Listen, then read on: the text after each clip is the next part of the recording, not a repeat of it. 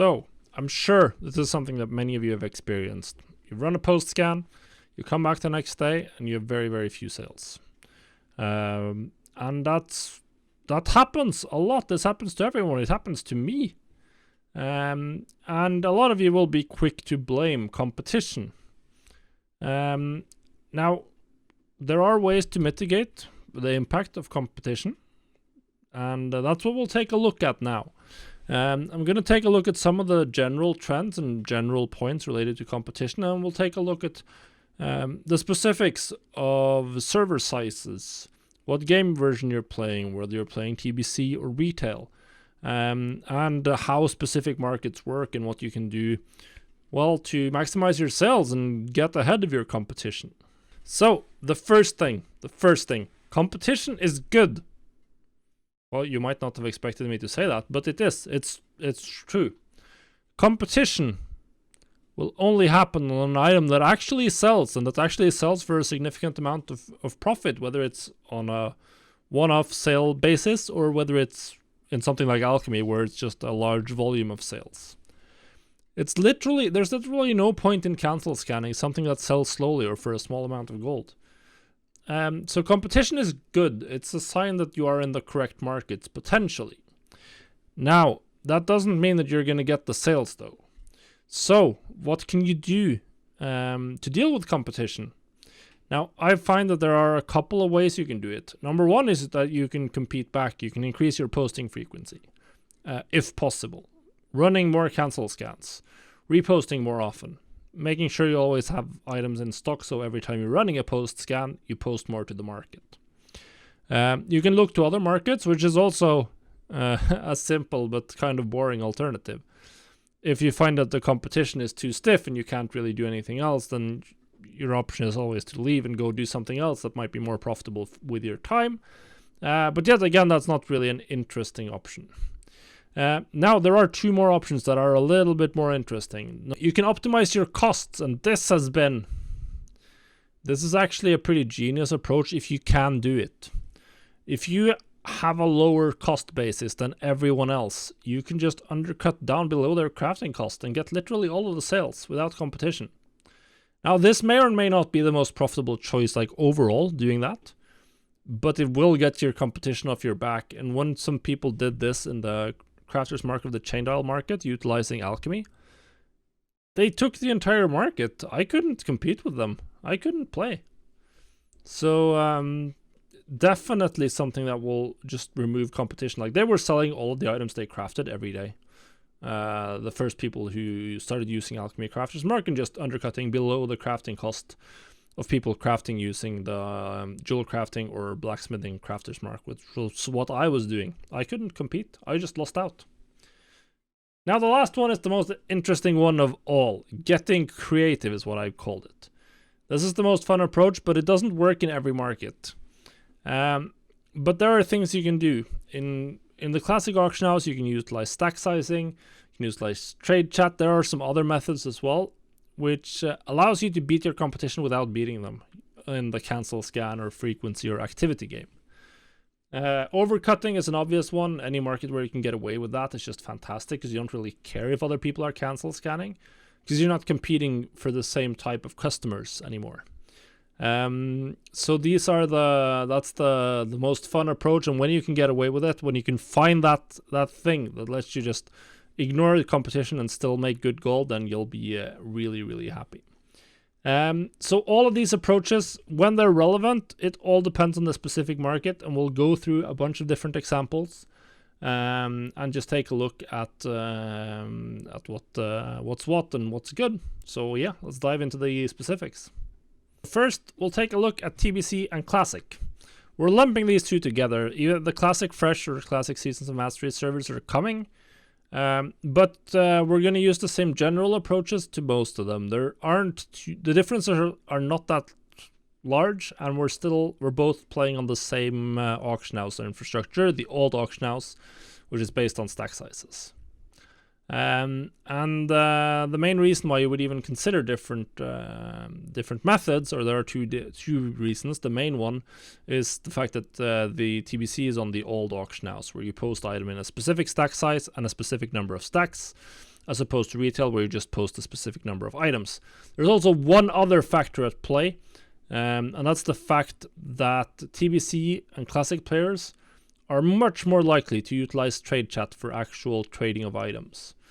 Whereas anyone who's played retail will know that trade chat is literally just boost spam, nothing else but boost advertisements. But in TBC and in Classic, people used a lot more trade, and they actually used a lot more trade to move items as well. Trade chat and the trading interface was very popular, and Blizzard has even published data on this, so like we know that that's the fact. Now the old auction house is way better for sellers because you can utilize stack sizing quite intelligently.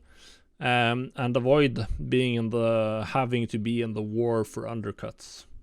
So we're going to go through a couple of markets and sort of the approach that I generally use. It doesn't really matter server size too much, I find, in TBC, but obviously in general, the higher the population, the more competition you'll face. And that's the case regardless of what version of the game you're playing.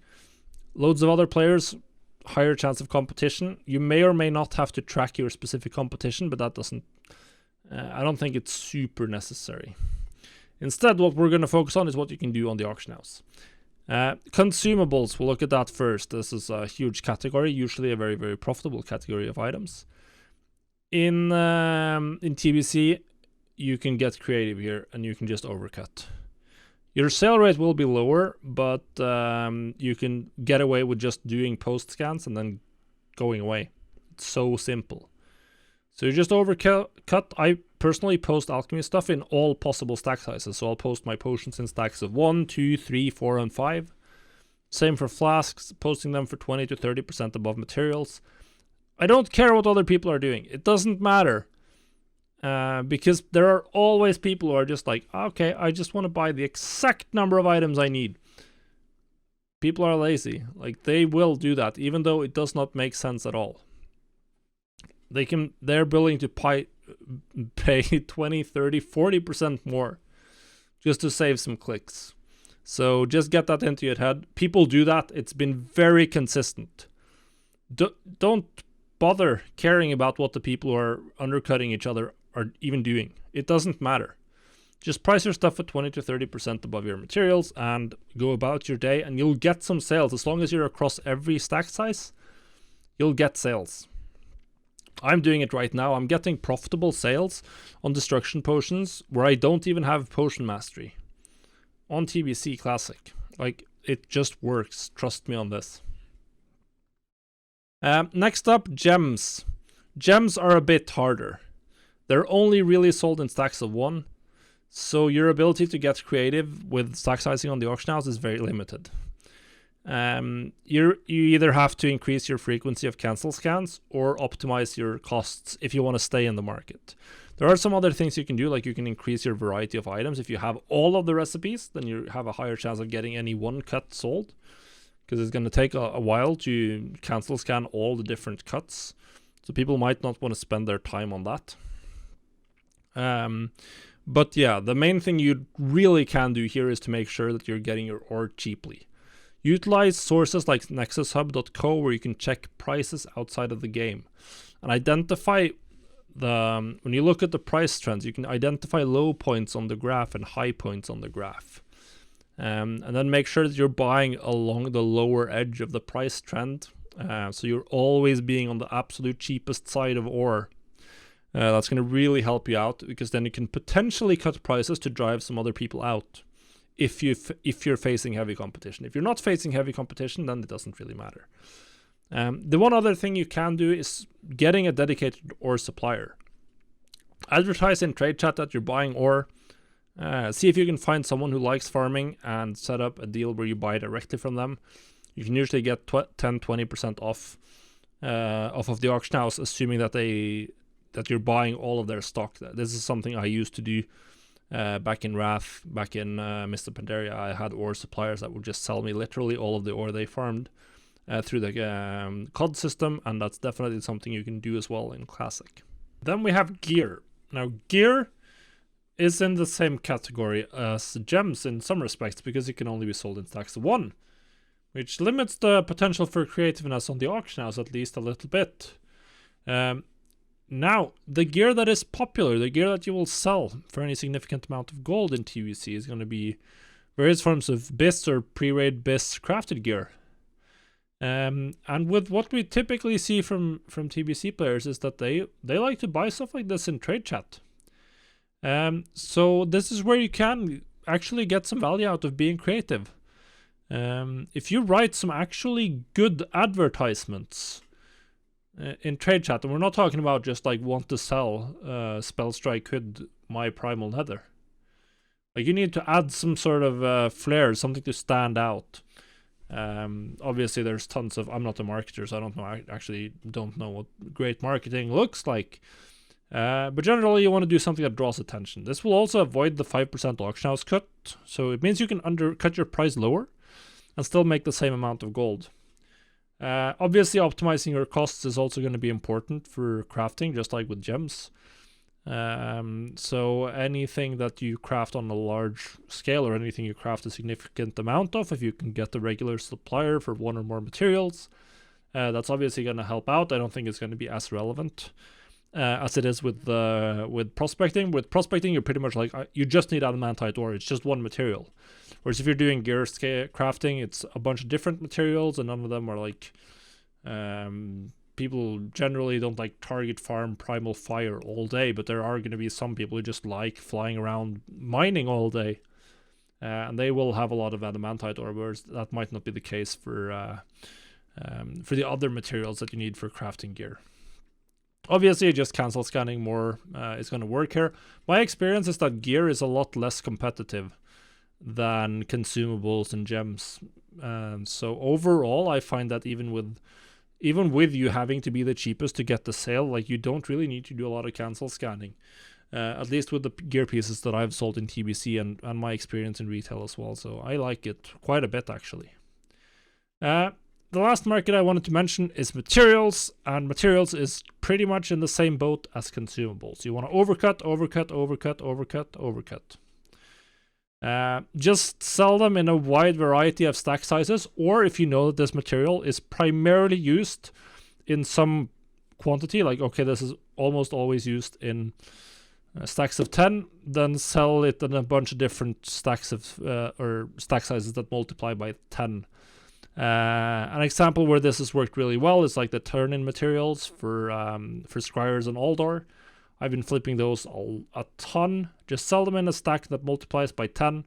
I sell them in stacks of 10, 20, 30, 40, 50, whatever, so that people who needs whatever amount of rep can get value from buying my stacks and saving some time. This is also what items that's almost always posted in stacks of 1, which means it's just fantastic for flipping. And there's so many deals to buy, and people are going to be willing to pay 20% extra to save some time here, because they need a lot of marks as well. So I find that this works for other materials as well. Material flipping is fantastic, even if you're not flipping materials. If you're just farming them, you can use the same tricks to get more value out of your materials. So just sort of ignoring what the majority of or whatever the lowest 10% of the market is doing right now, and just posting at market value or a little bit above that, in nice, even, cool, good stack sizes.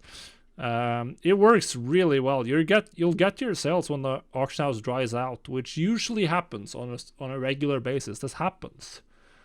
So yeah, the only thing to be aware of is just avoid stuff with too high deposit costs, but yeah, material flipping is just fantastic, and material selling with this method means you can post once every 24 hours or once every 48 hours and still get good sales, which is what we're all looking for, right? For retail, things are a little bit harder actually than TBC, because you don't have access to the ability to post items in a specific stack size. And this means that a lot of the easy creative methods you can utilize on the auction house are just gone. You can't do them, which means that in many cases, or at least in more cases, you'll be stuck either cancel scanning or leaving as your only real options outside of cost optimization. So, but the things you can do are things that are not stack sizing based, even if they're not as good in retail as they are in classic. Players generally prefer the convenience of the auction house in retail. Very few people are interested in haggling in trade chat, although there are some people.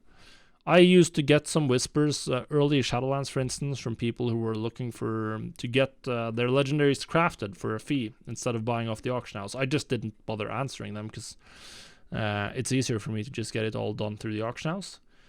And trade chat is almost completely useless due to the 24/7 boost advertisements. Yeah, I mean, if any of you know of any cool tricks, then definitely share them. You can try trade chat every once in a while. Something that's related to actually selling items will go through, but primarily it's just boost, and people just don't read trade chat or leave it, which is really sad, but it is the way it is. Now, the main way out of cancel scanning is then going to be cost optimization. And it's quite important. It's really the only way to reliably get out of undercut wars is to make sure that you're so much cheaper than your competition that they can't compete with you, or to leave for markets where undercutting isn't as rampant. There are several ways you can optimize costs. Anything from trying to establish relations to farmers, which is going to be a little bit harder in retail, I find, because people there isn't a trade chat, so it's not as easy to get in contact with people. Or you can do some deeper analysis on price trends using the Undermine journal, try to figure out when can you consistently get cheap materials, only buying then. Obviously doing stuff like the optional reagents correctly, like setting up your profession so you have the cheapest possible vestiges, cheapest possible chain dial marks and all that stuff, is going to net you an advantage. That means that you can undercut a little bit lower than everyone else. And if you hit the jackpot like the guy I mentioned earlier in the video with the chain dial crafters mark from Alchemy, the first one to bring those to market, you could just undercut everyone who didn't have access to Alchemy on their crafters mark characters. They would just not be able to compete, which means he probably reduced his competition by a very, very significant margin. So yeah, if you can get an advantage, that means you can cut people out of the market, which means if they are not seeing profits, if I'm not seeing profits in the market, I just leave it, or I run my TSM scan and okay, everything's below min price, so nothing gets posted. Okay, and that, sure, hopefully it recovers. That's what I do.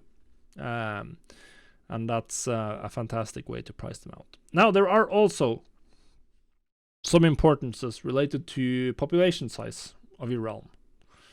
And this is sort of a little bit evergreen, whether you're playing retail or TBC, it doesn't really matter.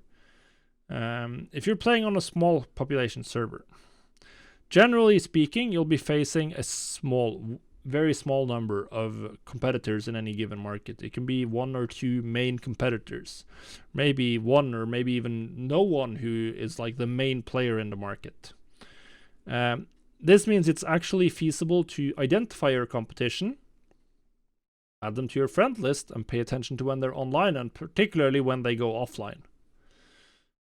Because if you don't want to spam cancel scans, what you can do is you can figure out when your main competition goes offline, and then you can go post just after they went offline. You do one cancel scan and you'll get a ton of sales.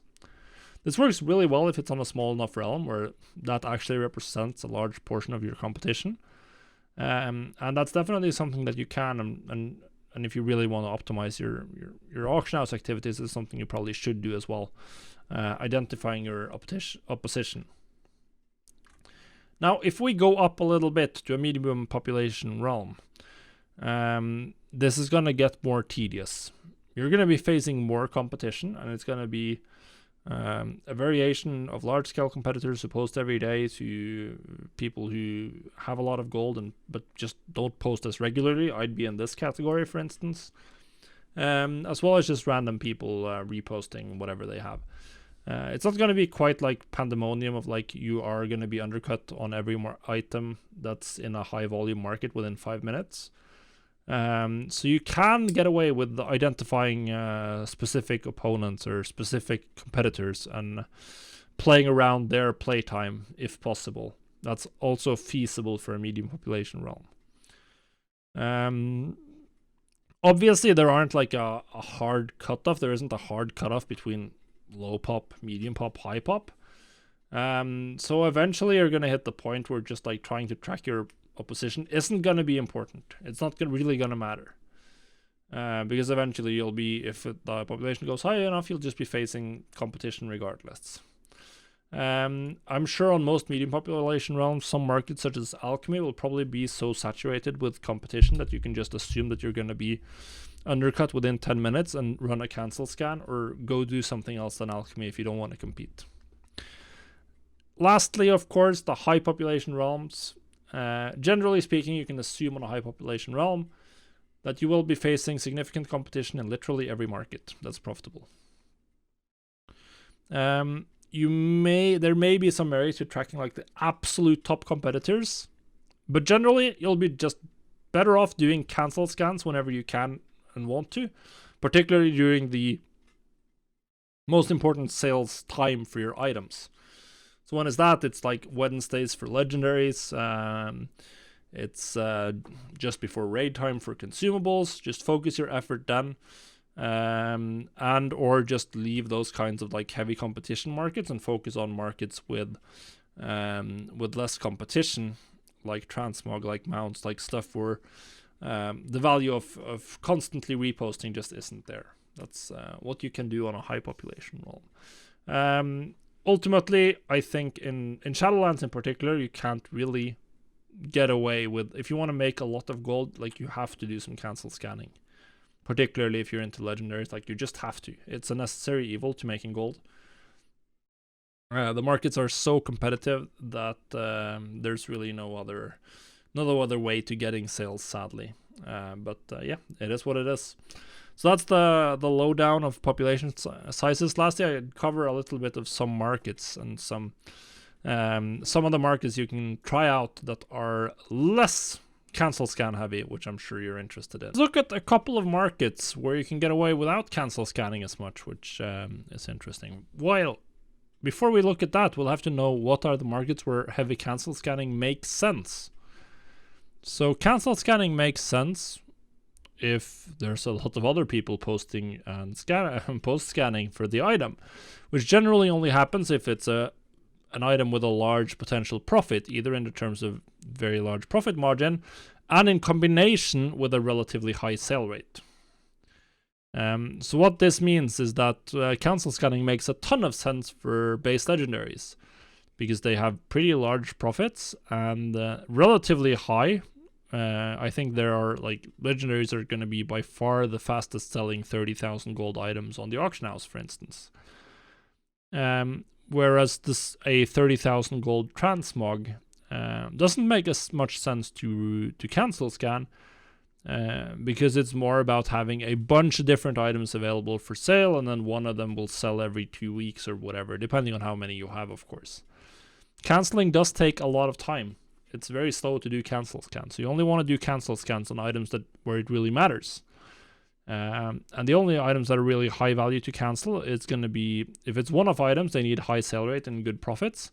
If it's stackable items, it means it needs to sell fast, which means it can make sense for consumables, for materials, for anything where you can cancel a large amount of items with a single click of your button, which is nice for stuff like consumables. The main markets where you would expect to see a lot of cancel scanning and that you want to avoid is in TBC. That's going to be stuff like, to some extent, crafted gear, but I don't think it's that competitive. Consumables, definitely.